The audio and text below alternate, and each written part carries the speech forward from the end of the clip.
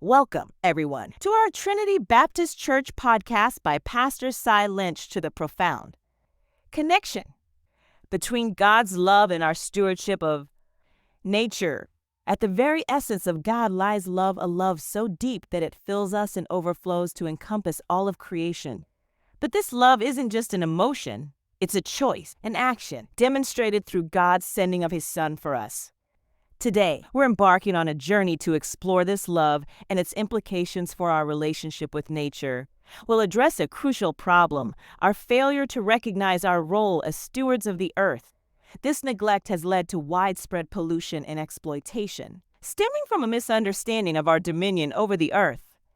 But in Scripture, we'll find God's original intention for humanity, to co-create and care for His creation in harmony with His loving reign. Despite our rebellion, God's plan for redemption remains steadfast, as seen in His covenant with Noah and His promise of protection symbolized by the rainbow. In response to this divine love, we're challenged to act to love nature by embodying principles of stewardship and respect. As steward, we recognize that the earth belongs to God, and our role is one of caretakers, not exploiters. So, join us as we delve into how we can love nature as an expression of our love for God. Together, let's heed the call to be good stewards of the earth, knowing that in doing so, we honor God's divine plan for redemption and restoration. Welcome to this exploration of love, nature, and God's enduring covenant with creation. At God's very essence, at God's core, God is love. And then God's love fills us. And as we reflect back God's love toward God, and then to others, and to all of God's creation.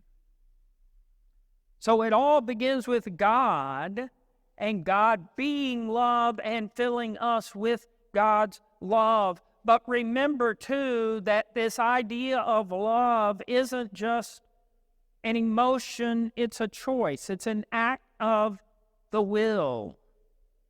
We choose to relate to God and with each other in a loving way, no matter how we may feel.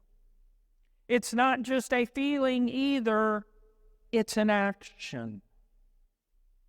Remember, for God so loved the world, and God acted. God sent God's Son. And so we are to love.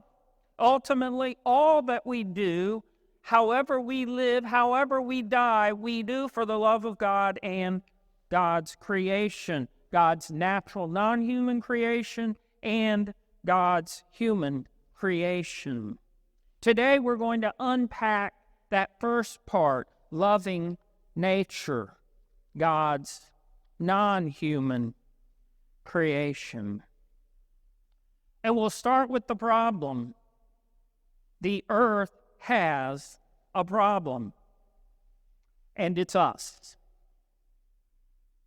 We have gotten so wrapped up in our individualism and our emphasis on my rights that we forget about others around us. We'll see how that individualism and self-centeredness harms other people, but it's not just people that it harms. This self-centeredness, this greed, this focus on ourselves causes us to abuse God's creation, to abuse and misuse nature. And that's the problem that the earth has. At the very root of this problem, at least for people of faith who purport to study Scripture and to seek to do what we believe God wants us to do, is that frequently we misunderstand, and I've kind of said that kindly, sometimes it's just Boy, that's a nice word we have up there. Misunderstanding. It's a misunderstanding and really and truly a misuse sometimes of Genesis, specifically or particularly in Genesis 1, where God says to the first human beings, to Adam, and says about creating human beings that God gives us dominion over the earth and that we are to subdue the earth. But we've gotten that wrong.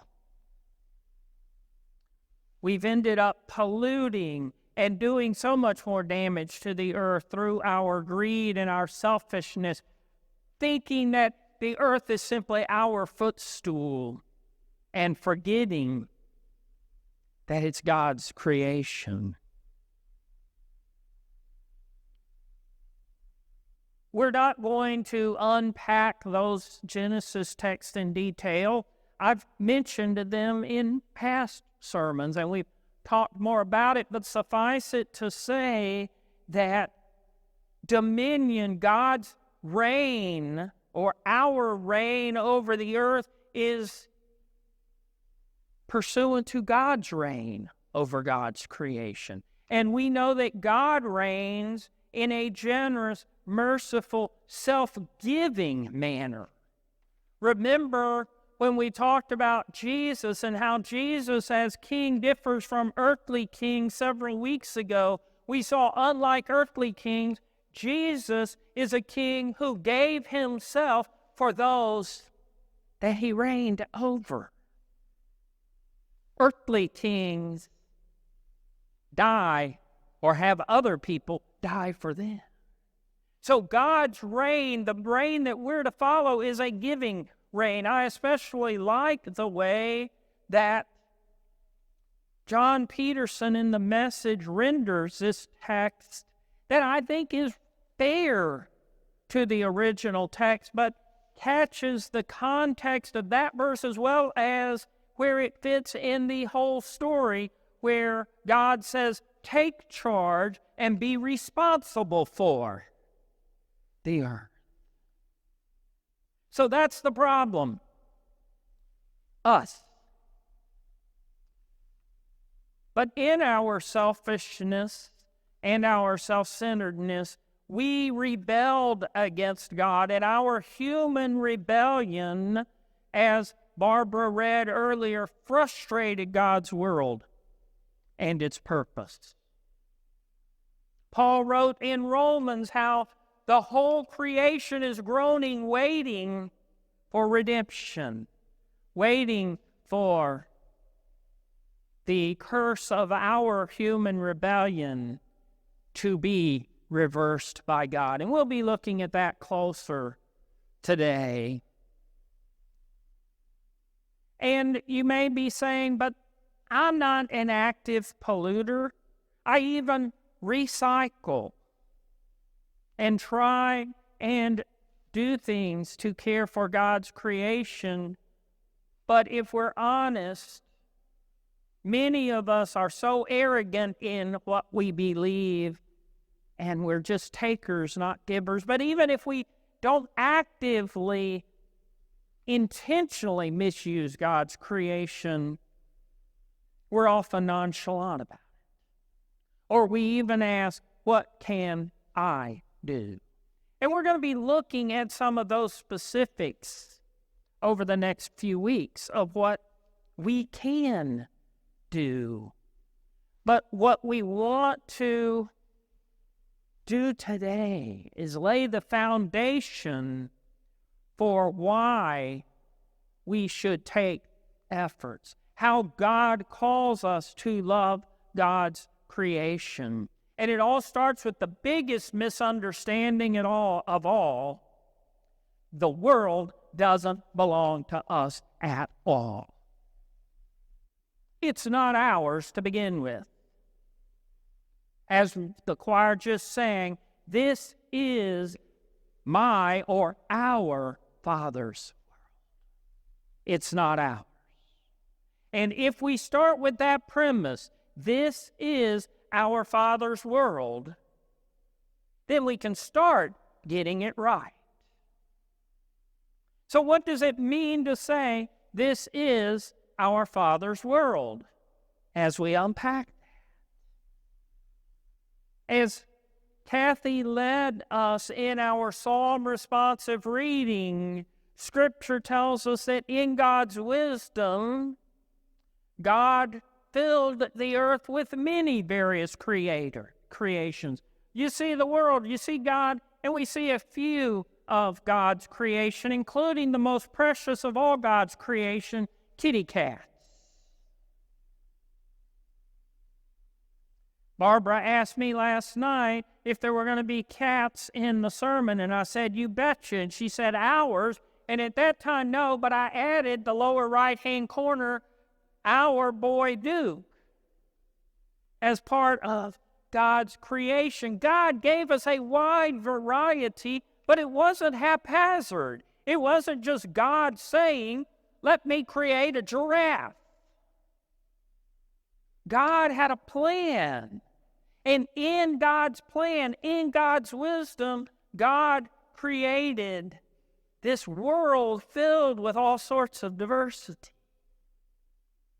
And when God finished creation, God looked around and said, it is very good. And God celebrated by resting on the seventh day, the Sabbath day. We'll see how that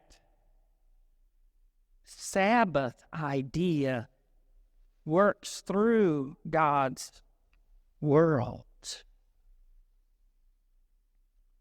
And not only does everything belong to God and not to us, this variety of things created by God is all interconnected. What we do impacts what happens to other parts of God's creation. Because God put everything together to fit together, and this interconnectedness, this diversity, means that everything has a place, even gnats. Yesterday we talked about the roach's place during Kathy and the seminar. We'll bypass the roach today because I wanted to be a little more theological. You see, there is a rabbinical story about Noah and the gnats. You remember the story of Noah, the guy that built the big boat, and God told Noah to bring all of the species of all sorts and types onto the big boat because God was sending a flood to wipe out life on the earth and to start over. But God knew that all of God's natural creation needed to be preserved because, remember, it was very good. So he told Noah to bring everything on to the big boat. And Noah, the story goes, is bringing camels and water buffaloes and goats up the ramp. And at the bottom of the ramp, there are a couple of little gnats. You know, the little pesky things. Fortunately, we live above the gnat line, so we don't get them all the time, except when we head south. But the gnats asked Noah, what about us? Don't we get to come? And Noah said to God, do you want me to save the gnats? Of what possible value can they be? And the story goes that God replied, yes, Noah, save the gnats, for they hold many secrets you may never know. God, in God's wisdom, created a wonderfully diverse and interconnected world where all is sacred and important to God, even the gnats. Everything living on this earth belongs to God, and all creation rejoices in God as Creator. As we sang earlier, all creatures of our God and sing, lift up your voice and with us sing, Alleluia! Alleluia! Thou burning sun with golden beam, thou silver moon with softer gleam, thou rushing wind that art so strong, ye clouds that sail in heaven along, thou rising morn, ye lights of evening. Let all things their Creator bless and worship Him. And here's what we need to remember in humbleness. Oh, praise Him.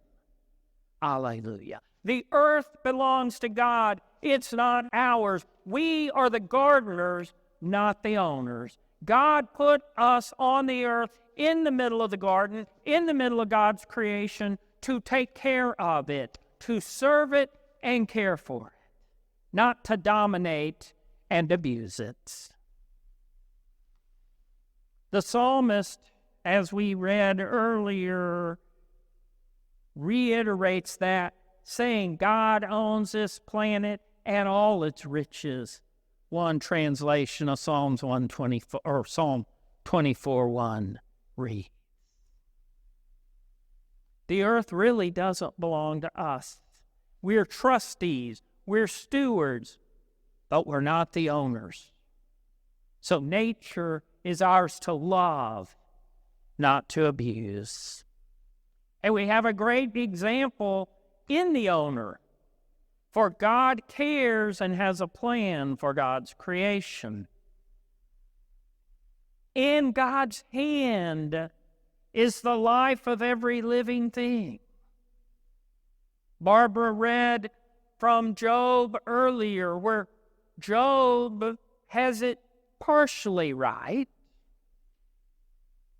He actually attributes a bit too much to God because he's misunderstanding the suffering that he's going through. And he's been hearing all of his so-called friends telling him how everything is his fault and he is to blame. His sin is what caused the afflictions that came on him. And Job replies saying that no, look around you.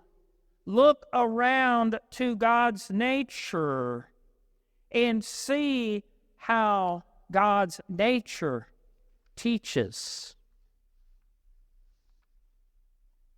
See how all the living things know that God holds their life in God's hand. And in God's hand is the breath of every human being. God gives us breath when we're born. God gives us breath each new day. For we too belong to God. And God has a plan. We started to look at that plan last week, and we saw that God's original plan for that very good creation was for God and humans to commune face to face in the midst of this beautiful garden, this beautiful natural creation that was made in diverse and interconnected ways in God's wisdom. But humans blew it. Humans said, no, God, we're God. We want to be like you, and so we are going to do things our way, and broke creation. God planned for human beings to be co-creators and caregiving servants from the very beginning, but we rebelled and subjected creation to a curse. Yet God still had a plan. God's plan was to redeem all of creation, including human beings and nature, through Abraham's physical descendants, and then when that didn't work, Abraham's spiritual descendants. We see God's plan for creation, God's care for God's creation in action early on in Scripture. For in the guidance, in the life-giving instructions that God gave the children of Israel through Moses at Mount Sinai, we have God providing for a Sabbath for the land. I think many of us remember, whether we abide by it or not, one of the 10 Commandments, the Big Ten, says what? Honor the Sabbath day and keep it holy. And I even mentioned earlier about how God, after 6 days of creation, looked around, saw that creation was very good, and God rested, established the Sabbath day.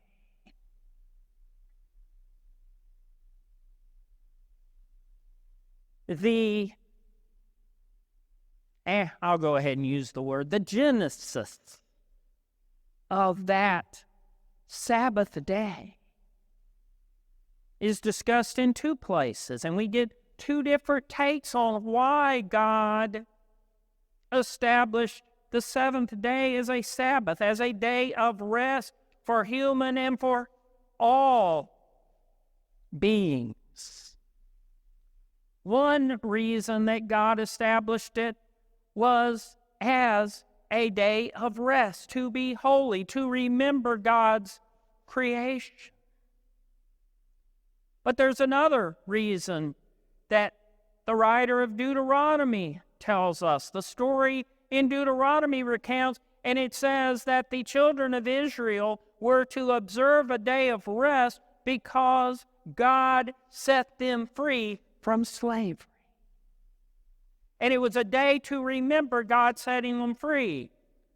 Some may say that's 2 conflicting stories. I don't think so. I think it's all one story. And when we look at the big picture of God, God with creation, a very good creation that needs order, needs rest,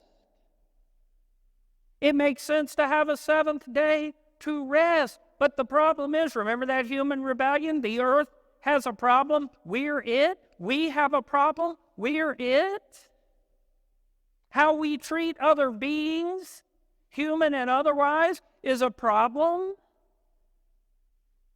And God sets us free. Ultimately, God sets us free in Jesus Christ. The work that began on the cross, at the resurrection, at the ascension that we celebrated a couple of Sundays ago, God started setting us and creation free. That work isn't complete, but He's working on it. And in the meantime, we observe a Sabbath to celebrate God setting us free.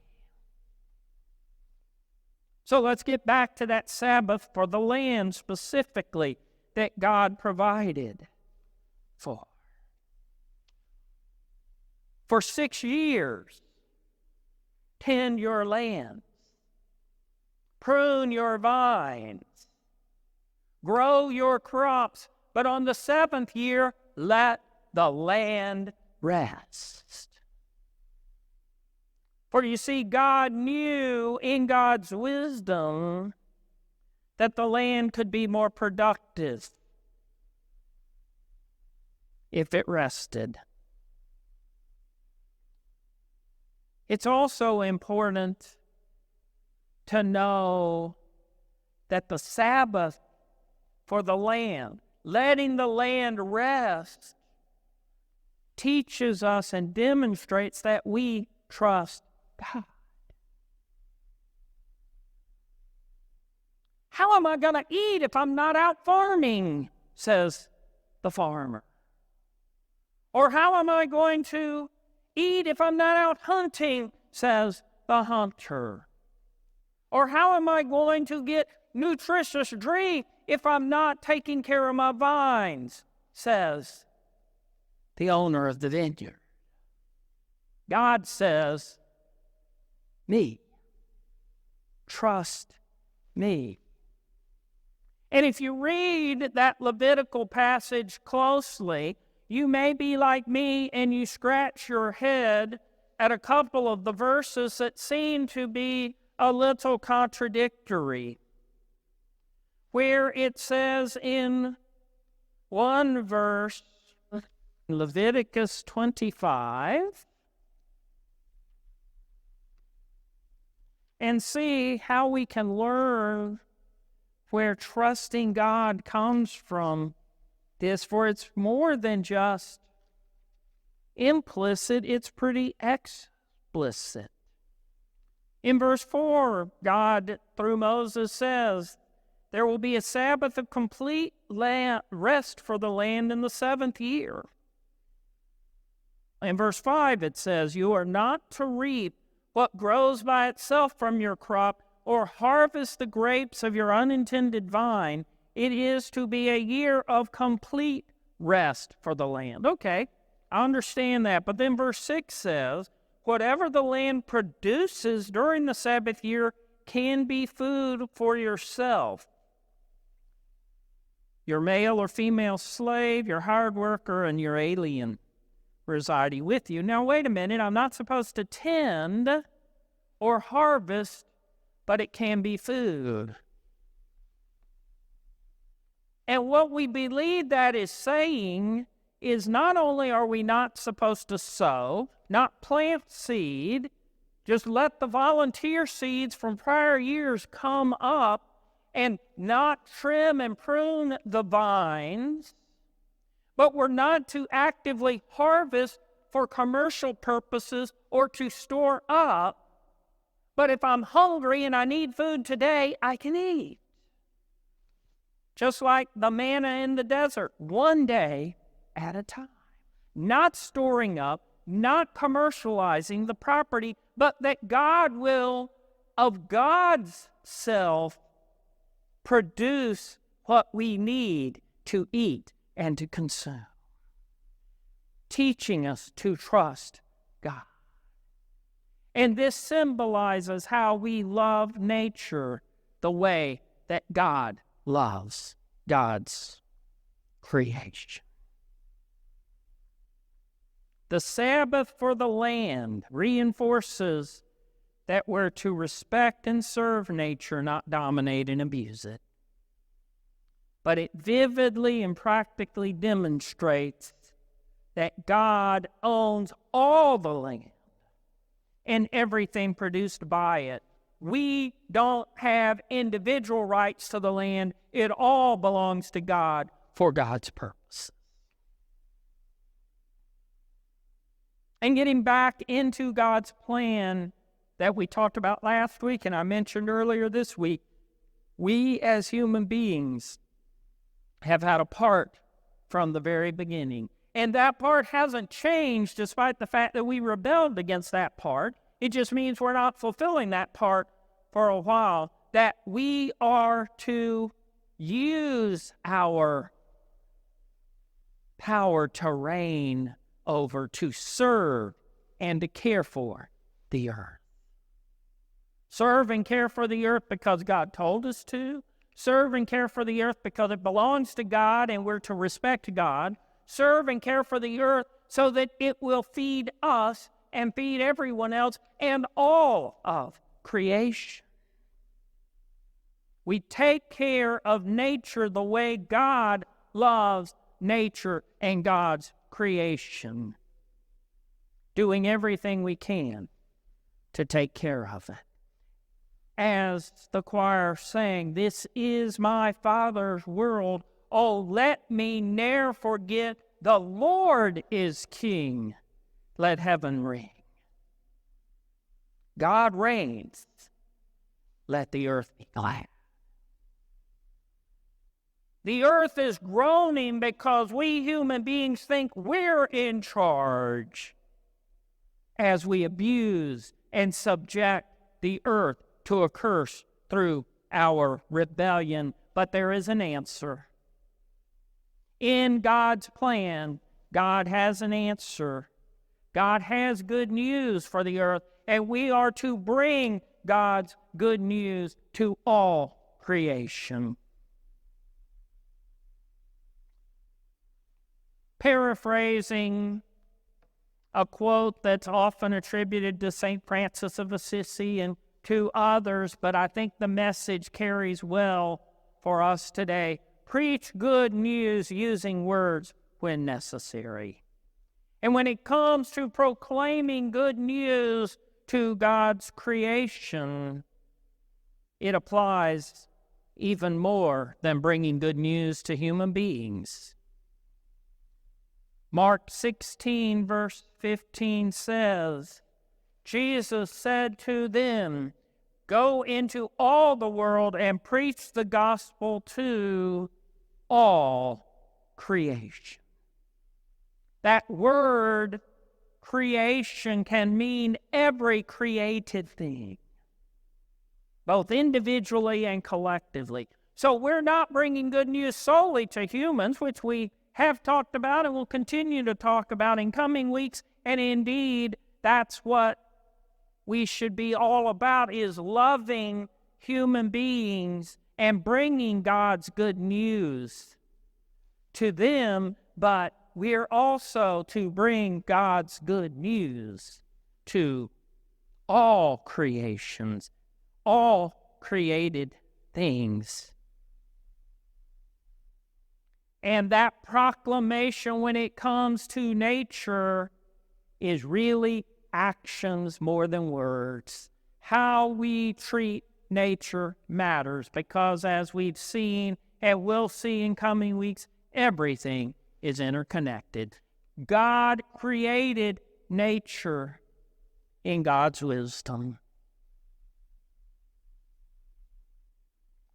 And we are to care for it. Remember that the good news is based in God's love flowing in us, and us choosing to act on God's love by caring for nature, by choosing not to abuse God's creation, not to use it selfishly, but to serve it and care for it. Everything was put into place by God, and we aren't supposed to be disrupting God's plan.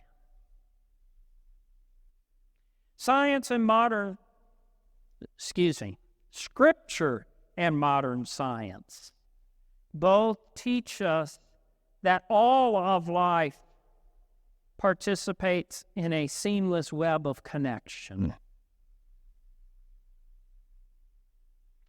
In Dostoevsky's novel, The Brothers Karamazov, spiritual teacher Father Zosima talks about interconnectedness this way. All of life is an ocean. It all flows and connects, touching in one place, and it echoes out the other end of the world. Love all of God's creation, both the whole of it and every grain of sand. Love every leaf, every ray of God's life. Love animals, love plants, love each thing. If you love each thing, you will perceive the mystery of the God in things. As Kathy reminded us yesterday and likes to say, creation reveals the invisible attributes of God. And when we care for creation, loving each leaf, each grain of sand, caring for each creature, we get a glimpse of the Creator. We live in God's world. We live in God's house, not our own. But sadly, we've been rude and self-centered guests in God's house. But there's hope. There is good news to bring. If we're the problem, guess who the solution is? Us. Getting back in tune with God and God's plan.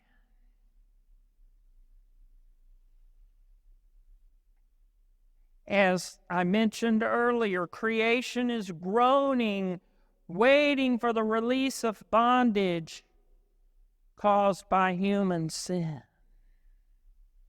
When Jesus comes back, bringing God's perfected reign and revealing God's human children, creation will be freed from its frustration. Creation will be liberated. That's God's plan. That's God's promise. God entered into what Jesus called the new covenant through Jesus with us. But from the very beginning, you remember the first covenant God made in Scripture? Anybody want to say Noah? Yeah. The first covenant God made in Scripture was with Noah.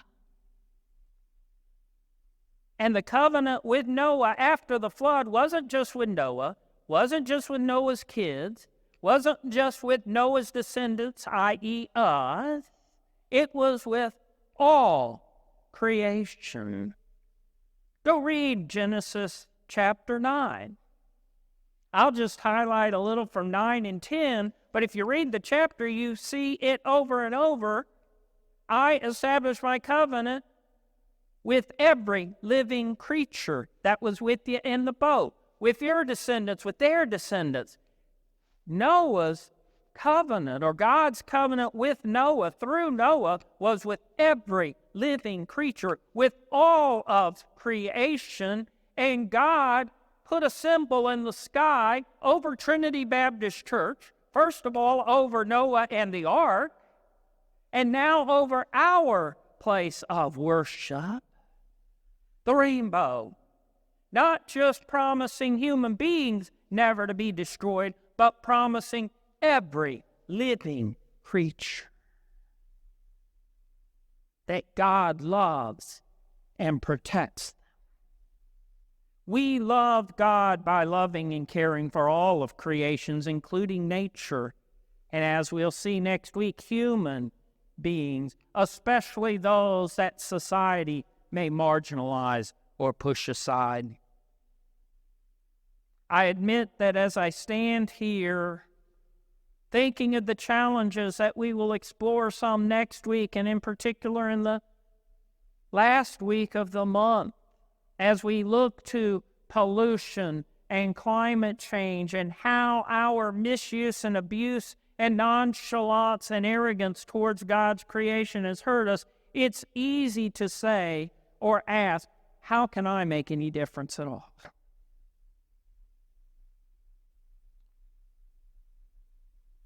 But I read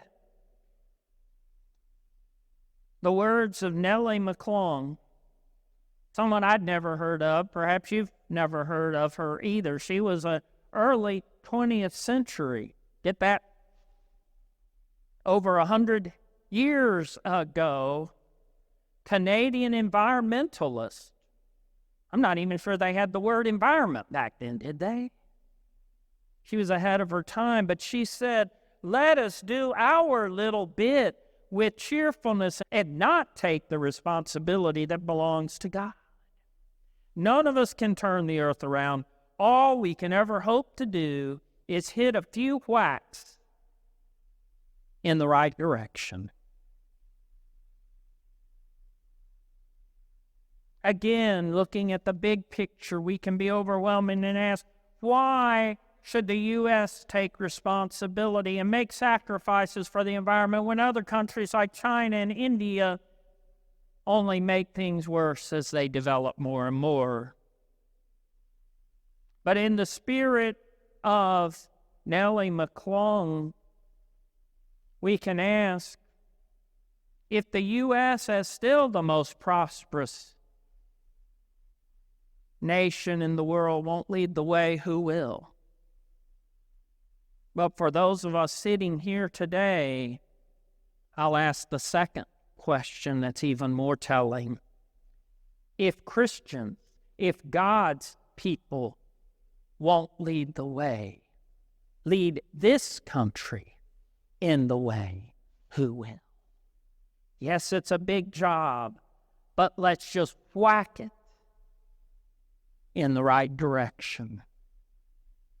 Stay tuned as we look at some whacks we can take. But in the meantime, I ask, what is God calling you to do? To love nature,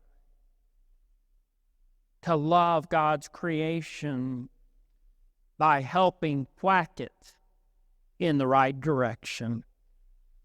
What is God calling me and you to do to help bring the good news of freedom from nature's bondage to decay? It is God's world, after all. And we love God by loving nature.